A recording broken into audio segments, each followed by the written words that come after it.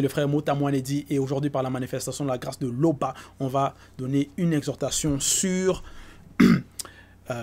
donc des mises en garde sur les femmes. Et pour cela, nous allons aller dans Mutatedi par Monmon, orientation à l'ouverture de la sagesse, chapitre 9, à partir du verset 1 à 9. Donc c'est toujours dans Bibel, Kalatambale, la seule Bible authentique et véritable, sans erreur ni contradiction. Les éditions Zulula 100. Donc, pour cela, dans Mutatedi par Monmon, chapitre 9, déjà, Monmon c'était un roi initié en chef consacré qui avait une sagesse extrême. Et il était comme un guide, donc un gardien pour le peuple aussi à son époque. Et en cela, il instruisait le peuple. Et donc, il a instruit par rapport aux femmes, des mises en garde. Au verset 1, il est dit, « Ne sois pas jaloux de la femme que tu chéris, virgule, de peur qu'elle n'apprenne à mal agir envers toi. » Point. Donc ici, cette mise en garde, cette recommandation, c'est parce qu'il y a certains hommes qui vont avoir leur femme, mais ils vont être jaloux. Le fait que la femme, peut-être, avant de sortir, va bien s'habiller, mettre du parfum, et ainsi de suite, elle va se dire, bon, oh, attends, elle met le parfum là-bas, elle va rencontrer qui, en fait? Est-ce que c'est pour son collègue au travail? Donc, la personne, l'homme, s'il n'a pas une bonne estime de soi, il n'a pas confiance en lui-même, il se sous-estime, il se dit, bon, peut-être qu'en sortant, elle va aller rencontrer ce gars-ci, elle va être séduite, ainsi de suite, elle va le tromper, donc, il n'est pas à l'aise. Il est dans l'insécurité. Et cette insécurité-là, ce n'est pas bon. Cette jalousie-là, ce n'est pas bon. Et il est dit, de peur qu'elle n'apprenne à mal agir envers toi. Donc, elle va apprendre cela comment? Donc, parce que par les paroles que le mari peut avoir, que l'homme peut avoir, par son comportement, ses actes, la femme va observer cela. Peut observer cela, peut se dire, mais il est tout le temps jaloux, il ne veut pas que je sorte, il essaie de contrôler, il ne veut pas que j'aille voir mes amis, il ne veut pas que je sorte, il ne veut pas que je parle à celui-ci ou à celle-là. Voilà, ça peut commencer déjà à introduire la discorde dans le couple à cause de cette porte d'entrée de la jalousie. Et donc, après cela, il peut apprendre à mal agir envers l'homme, donc à commencer à le dénigrer, ne plus non plus le considérer, parce que déjà lui-même aussi, il ne va pas trop se considérer quand s'il pense que automatiquement quand il sort, elle va aller voir quelqu'un au dehors, peut-être selon sa conscience qui est meilleur que lui, donc il se dit qu'il est face aux gens qui sont dehors, lui il ne fait pas le poids. Donc voilà, il veut le contrôler, qu'elle reste tout le temps dans la maison, qu'elle ne regarde pas au dehors parce que selon sa compréhension, il se dit, bon, peut-être elle est faible, elle va se laisser séduire. En cela, en tant qu'homme déjà, il faut avoir déjà une bonne moralité, une bonne estime de soi et être conscient, être dans la sécurité, parce que c'est le Verbe qui nous donne la sécurité, qui nous donne tout ce que nous recevons de la part du Mouledi. Ces enseignements-là, ça nous nourrit spirituellement. Donc si on est nourri spirituellement, si on connaît notre position, bah, on n'aura pas peur que que la femme aille dehors ou nous trompe ou quoi que ce soit. Ce n'est pas quelque chose qui pourrait nous déstabiliser. Donc, voilà. Donc, évitons la jalousie. Verset 2, il est dit, ne te livre pas à une femme au point qu'elle domine sur toi. Donc, voici une autre porte, une autre recommandation. De ne pas se livrer à une femme au point où elle nous domine. Maintenant, ça peut être dans les trois plans. C'est déjà la domination, ça peut être par rapport à l'acte, que l'homme facilement il s'épuise, c'est la femme qui prend le dessus. Dans le couple, ça peut être aussi dans le foyer où la femme, elle va commencer à gronder son mari, elle va dire non, aujourd'hui là tu vas dormir dans le canapé, hein, ainsi de suite. Donc, prendre autorité dans le couple, dans la vie quotidienne. En cela, ce n'est pas bon. Et aussi dans le plan, ça peut être aussi dans le plan spirituel où, bon, je vais prendre un exemple ici. Il est dit ici, ne te livre pas une femme au point qu'elle domine sur toi. Il y a certaines personnes qui vont peut-être il y a une femme qui n'écoute pas les enseignements, qui n'est pas, voilà. qui n'écoutent pas le message que nous recevons. Et le frère il va se dire, bon, je vais aller vers elle et je vais la ramener, je vais aller vers elle pour la convertir par la suite. Mais il va aller là-bas, il va se laisser séduire par sa beauté, il va se laisser séduire par, voilà, ce qu'elle dégage, soi-disant. Et après, c'est elle qui va le faire changer, qui va le faire, mais attends, qu'est-ce que tu me racontes là-bas? Elle ne va pas accepter. Ensuite, elle va l'entraîner.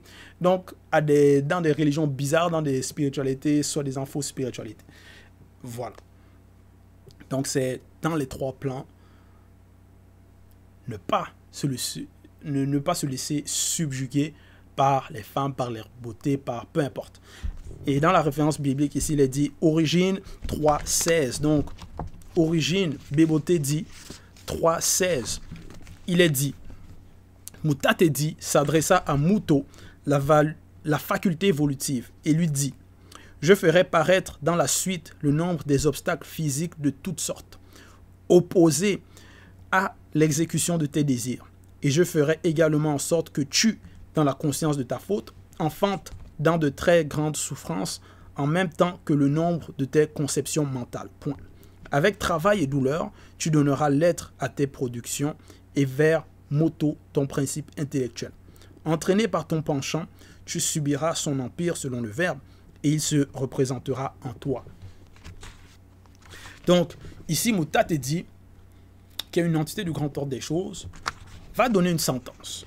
Et dans la sentence, il va donner une révélation. Il va dire, tu subiras son empire selon le verbe. Que Moto, dans la femme, va subir l'empire de Moto, l'homme. Et ça, c'est l'ordre établi. Ça, c'est l'ordre qui vient du grand ordre des choses. Ça, c'est la loi. Donc, ce n'est pas l'homme qui a décidé cela. C'est ce qui est établi. Parce que nous savons que Moto vient de Moto. Et non pas le contraire. En cela, ce n'est pas à la femme de dominer le mari. Et voilà. Donc, et cette domination-là, ce n'est pas par rapport à l'esclavage ou par rapport à voilà, rabaisser la femme, ainsi de suite. Non, ce n'est pas par rapport à cela. Verset 3. Ne va pas au-devant d'une courtisane, virgule. Prends garde de ne point tomber dans ses filets. Parce qu'il y a plusieurs femmes qui sont des courtisanes, donc qui vont faire la cour, c'est ça aussi une courtisane. Et ça peut représenter aussi, même sur Internet, il y a beaucoup de femmes qui sont là pour séduire par leurs photos. D'autres, c'est voilà, par des vidéos. D'autres, c'est même par la voix.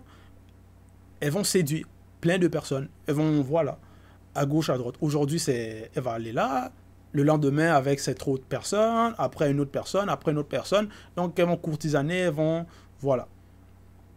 Et ça, ce sont des pièges. Ce sont des filets. Et plein de personnes tombent là-dedans. Une personne, ça peut être son visage. Une autre personne va écouter sa voix. Une autre personne, ses formes. Donc, c'est des pièges, ce sont des filets. Tout ça, c'est pour séduire. Derrière cela, c'est la séduction. Et donc, il faut prendre garde de ces filets, de ces portes-là, que non, si on ouvre cette porte-là, on va vers cette courtisane, qu'est-ce qui va arriver? Est-ce que ça va nous faire avancer spirituellement? Non. Ça va nous amener où? Est-ce que c'est ça la sanctification? Non. Ça amène à la perdition, ça amène à la condamnation. On va là-bas, ça va faire quoi? Ça ne va pas nous faire avancer spirituellement. Donc, il faut prendre garde à nos voies. Transcender nos consciences pour être au-delà de ce genre de pensée. Et que même si une femme, peut-être, vient nous aborder, que cela non seulement ne nous déstabilise même, que cela ne nous déstabilise pas, et que cela n'a même pas de pouvoir sur nous, qu'on regarde ça comme du rien, en fait. Voilà. Ça, c'est aussi le mystère du désintéressement périssable. Bon. Au verset 5, au verset 4 plutôt, il est dit « Ne t'attarde pas avec la joueuse de lyre, virgule, de peur de te laisser prendre à ses artifices. » Donc ici, la joueuse de lyre, qu'est-ce que le lyre? Déjà, le lyre, c'est un instrument de musique, c'est un peu comme la harpe. On dit ici « Ne t'attarde pas avec la joueuse de lyre, virgule. » Donc, s'attarder, c'est quoi? Ça veut dire que tu écoutes, tu es là, tu te dis « Wow », tu passes ton temps qu'à ça. Tu passes ton temps auprès d'elle ou à l'écouter. Donc, tu deviens comme endormi. C'est elle t'enchante, en fait. Elle est en train de jouer. Derrière cela, c'est la séduction. C'est pour t'attirer, c'est pour t'endormir, en fait. Pour te séduire, pour te nuire spirituellement. De peur de te laisser prendre à ses artifices. Et qu'est-ce qu'un artifice? Déjà, l'artifice, c'est moyen habile destiné à tromper. C'est ça aussi les artifices. Donc c'est la ruse, les astuces, les tromperies. Donc voilà. Donc derrière sa musique, il y a l'esprit de séduction derrière. Pour te séduire, pour te prendre au piège.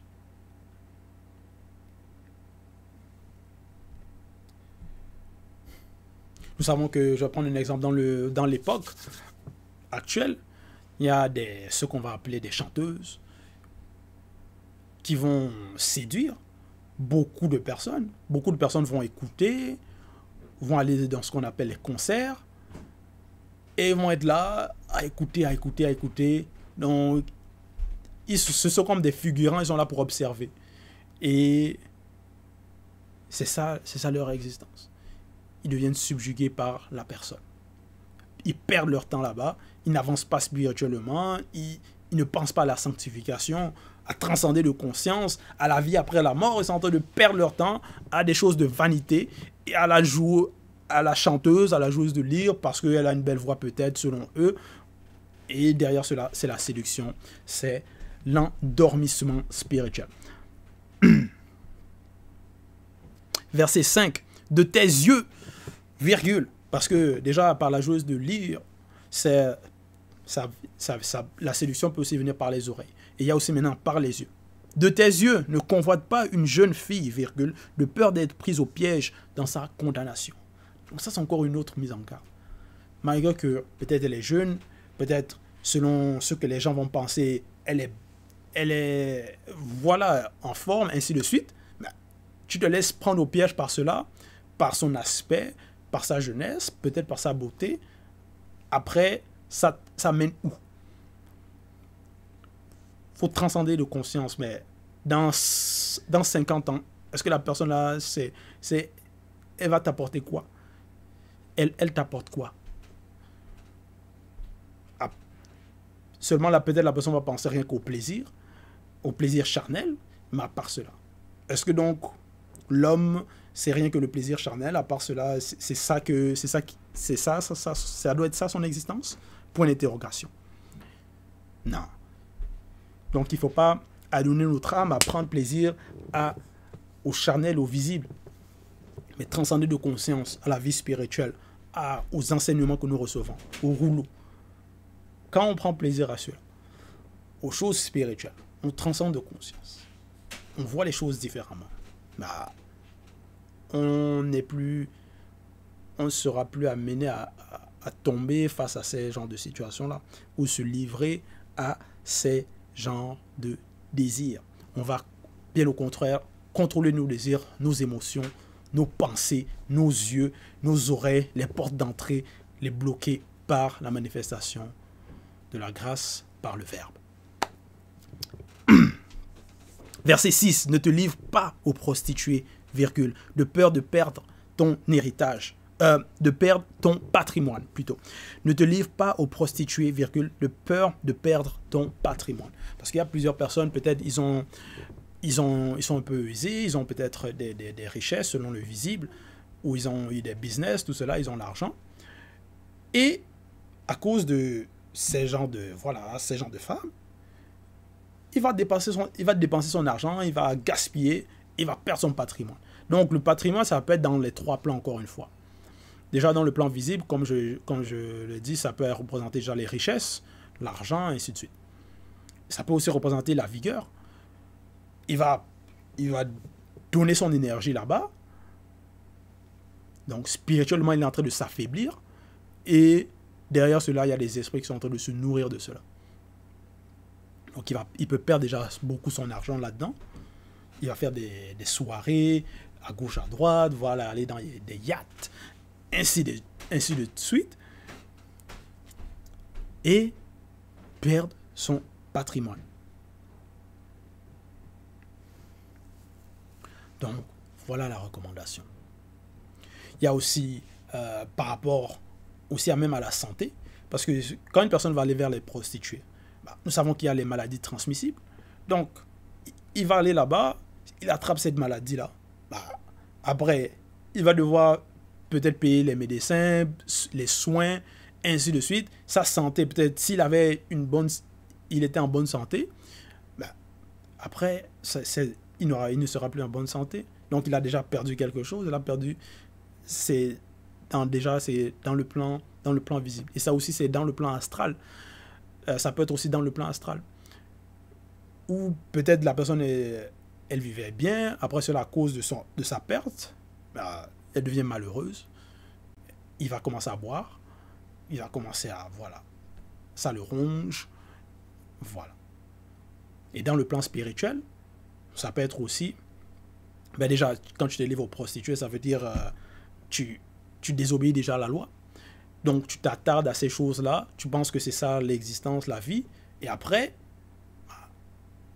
c'est la condamnation, c'est le jugement. Donc, spirituellement, tu es en train de t'affaiblir et tu vas à ta perte. Et donc, voilà la mise en garde qu'il a donnée. Et nous savons que Mormon était très instruit. Il était riche. Donc, il sait de quoi il parlait. Verset 7. Ne regarde pas autour de toi les femmes dans les rues de la ville afin de les convoiter. Virgule. Ne t'égare pas dans ces coins déserts. Point. Donc, ça c'est à gauche, à droite. Regardez les femmes en route. Non. Il ne faut pas. Afin de les convoiter. Cogiter, non. Penser à d'autres scènes avec ces femmes. Non. Il ne faut pas s'égarer dans ce genre de pensée, dans ce genre de désir, dans ce genre d'agissement de convoitise. Verset 8. Détourne ton regard d'une jolie femme, virgule. Ne pénètre pas tes regards sur la beauté qui ne t'appartient pas. Point. Parce qu'il y a regarder et regarder. Tu peux regarder et ne pas prêter attention. Il y a certaines personnes, tu peux être en méditation. Je vais prendre l'exemple. Tu peux être au travail, tu passes, il y a tes collègues là, tu es en train de passer, tu sais qu'ils sont là, tu les regardes, mais tu es ailleurs, tu es en train de penser, tu es en train de méditer. Peut-être tu as les écouteurs, tu écoutes de la musique, ainsi de suite, ou tu écoutes des enseignements. Tu regardes, mais tu n'es pas en train de prêter attention à ce que ces personnes-là sont en train de faire. Donc, tu ne leur donnes pas ton attention. Et c'est ça qu'on nous recommande ici. De ne pas donner notre attention à ces choses de vanité. À ces jolies femmes, à peut-être leur beauté, et ne pas les regarder et laisser cela entrer et nourrir ces désirs-là. Il est dit ici, beaucoup ont été égarés par la beauté d'une femme, virgule. Donc beaucoup sont tombés là-dedans. Dans les générations, que ce soit dans l'ancien temps jusqu'à maintenant, plein de personnes tombent dans le piège de ces femmes-là. Maintenant, il faut marquer la différence. Nous savons que nous recevons la manifestation de la grâce, nous recevons les enseignements. Donc il faut faire la différence. L'impact est transcendé de conscience et ne pas s'égarer là-dedans parce que c'est un piège que beaucoup d'hommes tombent là-dedans et ils s'arrêtent là et voilà, Certains même sont délire, pensent que non, c'est par la femme qu'on atteint le paradis, que non, c'est la femme, ainsi de suite. Et voilà, beaucoup d'autres, ils veulent plusieurs femmes maintenant. Ils se disent, c'est ça la vie, c'est ça le bonheur, c'est ça l'existence. Ils se sont arrêtés là. Pour eux, ils ont eu ce qu'ils voulaient. Et c'était les femmes. Mais il faut transcender de conscience, aller au-delà de cela. Ne pas s'arrêter sur ces basses fréquences-là qui ne mènent nulle part, qui mènent à la vanité. Donc, voilà. Beaucoup ont été égarés par la beauté d'une femme, virgule. L'amour s'y allume comme un feu, point. Parce que quand on va regarder, si on regarde, si une personne, il va regarder la femme, il va commencer à désirer, il va commencer à ressentir de l'amour pour la femme. Ben, cet amour-là, est-ce que c'est l'amour selon le verbe? Est-ce que c'est l'amour véritable ou c'est l'amour charnel? Point d'interrogation.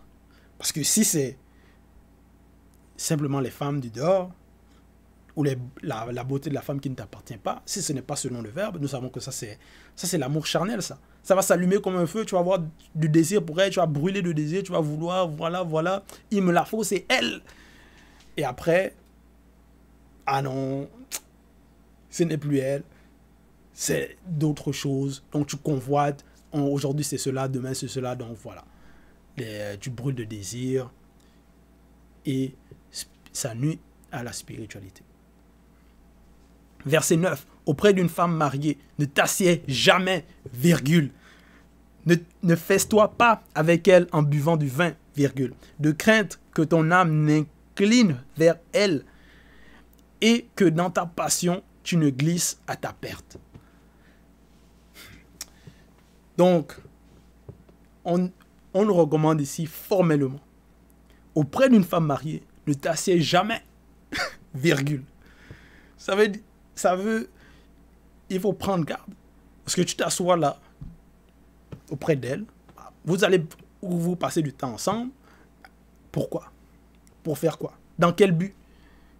Est-ce que c'est ça qui te fait avancer spirituellement? Est-ce que ça t'apporte quoi? Vous parlez de quoi? Donc, plus tu vas passer du temps avec elle, si tu passes du temps avec elle, peut-être tu vas commencer à avoir des sentiments pour elle. Tu vas commencer à convoiter sa beauté, mais c'est la femme de quelqu'un d'autre. Pourquoi tu te troubles là-dedans? Ces perturbations-là, pourquoi? D'autres personnes qui vont peut-être te voir assis à côté d'elle vont dire, mais oh, qu'est-ce qu'ils font? Pourquoi ils sont en train de parler? Elle n'a pas un mari là-bas? Ils vont peut-être commencer à murmurer. Le mari peut-être va commencer à entendre cela. Il va dire, wow, quoi? Qui? Il vient maintenant, si elle a baston après. Hein? Donc voilà, ce sont des préceptes, des mises en garde. Parce qu'il y a maintenant l'esprit de jalousie qui peut arriver. On dit ici maintenant, ne fesse-toi pas avec elle en buvant du vin. Parce qu'il y a certaines personnes, quand ils sont sobres, ils vont s'empêcher de faire certaines actions. Maintenant, quand ils vont boire le vin mauvais, le vin mauvais, ils vont se laisser faire.